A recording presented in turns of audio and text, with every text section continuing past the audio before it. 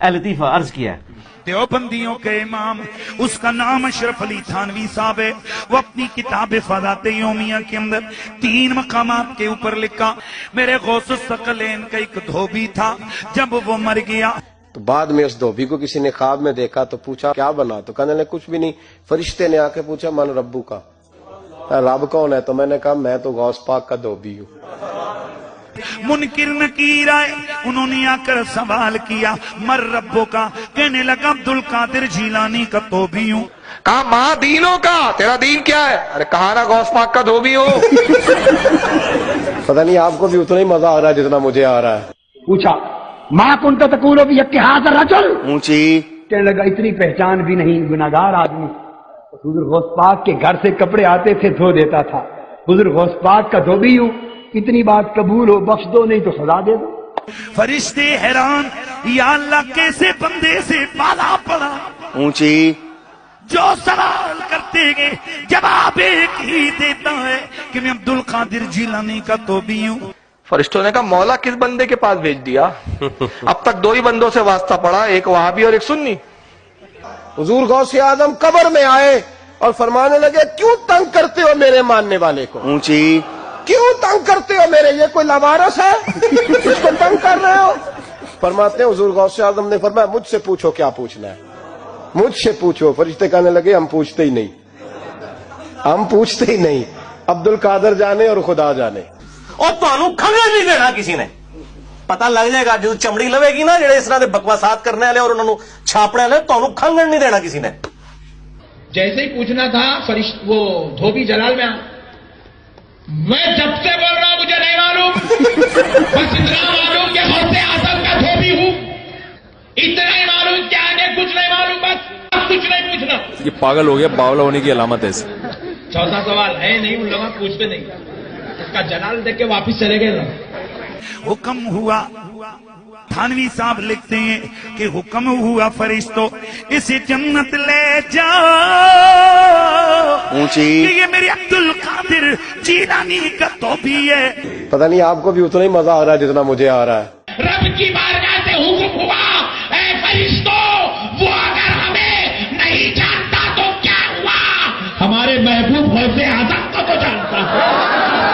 उस धोबी की बख्शिश हो गई, धोबी की बख्शिश हो गई। ऊंची इस पर थानवी साहब लिखते फरमाते कि उसकी बख्शिश हो गई।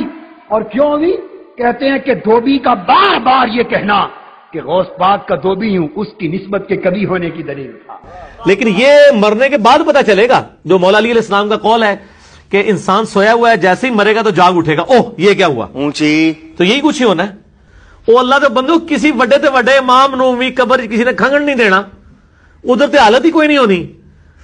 ठीक है कि जाएगा किसी की कब्र में पहुंच जाएगा, सब कुछ झूठ है।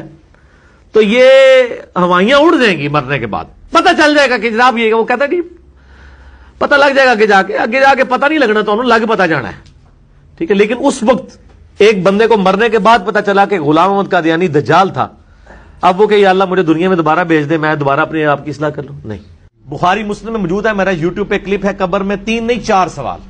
बेशक, तो वो सवालों के जवाब आपने खुद ही देने हैं अपनी कब्र में। हर रब्बू का मादीनों का कोई किसी की तरफ से दे ही नहीं सकता, उसमें तो अल्फाज है या जवाब देगा या नहीं देगा।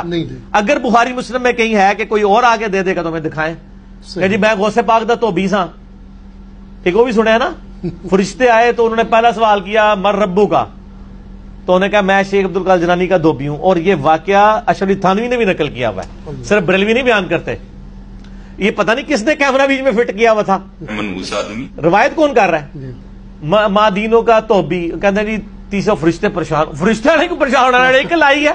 बुखारी मुस्लिम में अल्फाज है, जब तीनों सवालों के जवाब नहीं होंगे ना तो फरिश्ते पूछेंगे तूने ये सवालों के जवाब क्यों नहीं है। वो कहेंगे मैं वही कहता था जो लोग कहते थे। तो फरिश्ते कहेंगे तूने खुद इल्म हासिल करने की जरूरत मतलब क्यों नहीं कोशिश की।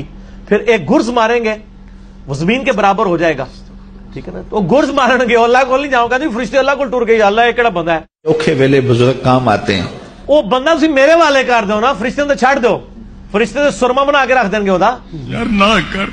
तो अल्लाह ने कहा नहीं ठीक है, उन्हें बख्श दिता गया। गौसे पाक का धोबी क्या, नबी इस्लाम का धोबी भी हो, वो भी अपने माल के मुताबिक उठाया जाएगा। बुखारी मुस्लिम में अल्फाज है مدعم نامی ایک غلام تھا نبی علیہ السلام کا, اونٹ کا کجاوا کستا تھا, آپ کو وضو کروایا کرتا تھا. غزوہ خیبر کے موقع پہ ایک نامعلوم تیر لگا, وہ شہید ہو گیا. صحابہ نے کہا بڑا خوش نصیب ہے, شہید ہوا ہے.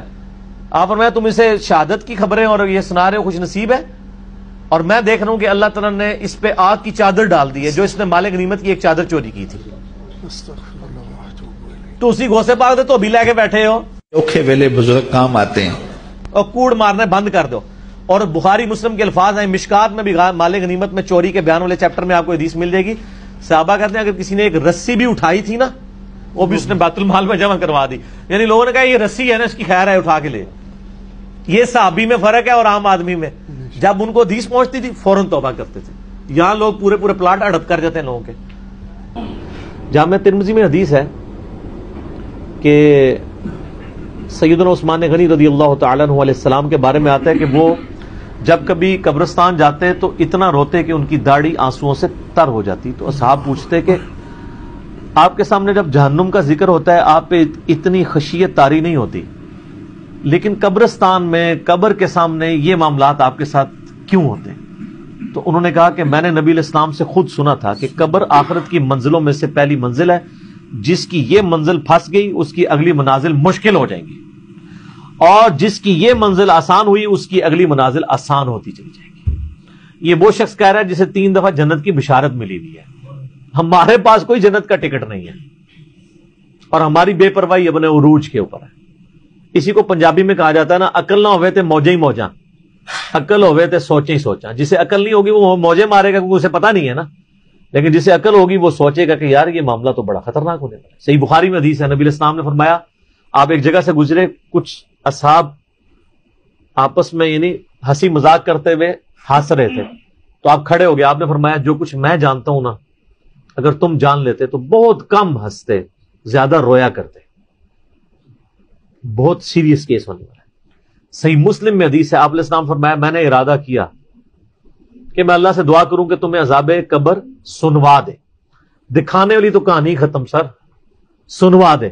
لیکن مجھے ڈر ہوا کہ اگر تم نے عذاب قبر سن لیا تم اپنے مردوں کو دفنا نہیں چھوڑ دو گے, ایسی خشیت تم پہ طاری ہو جائے گی. لیکن یہ اللہ تعالیٰ نے سب کچھ پردے میں رکھا ہوا ہے سر. صحیح بخاری میں حدیث ہے کہ میت جو ہے وہ چارپائی پہ کلام کرتی ہے.